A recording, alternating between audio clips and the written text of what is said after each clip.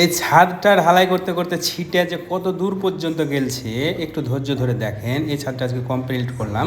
তো এই ধারগুলো তো মশলা যখন ঢেলেছে তখন এই মশলার ছিটাগুলো এই ট্যাঙ্কির ওপর থেকে ছাদের ওপর থেকে নিয়ে আমের গাছের ওপর পর্যন্ত ছিটাকে লাগেছে।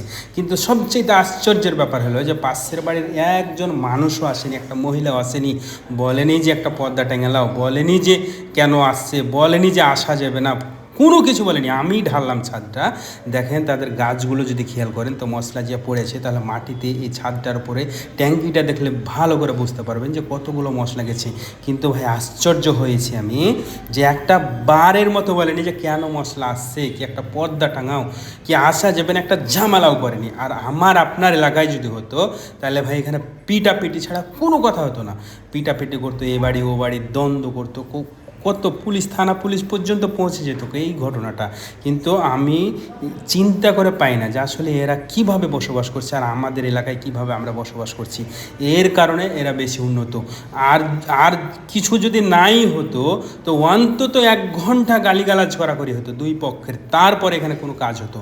তো বিনা গালিগালাজে, বিনা কথাতে, বিনা দ্বন্দ্বতে অন্য কোনো এলাকাতে এই জিনিসটা হতো না। আর এখানে দেখেন একটা টু শব্দ বলেনি। কি হয়ে যাবে, আমের গাছে পড়েছে, ট্যাঙ্কির ওপর পড়েছে, ছাদের ওপর পড়েছে, তো যদি ধরতে যায় তাহলে খুব একটা বড় ধরনের ক্ষতি হয়নি এখানে।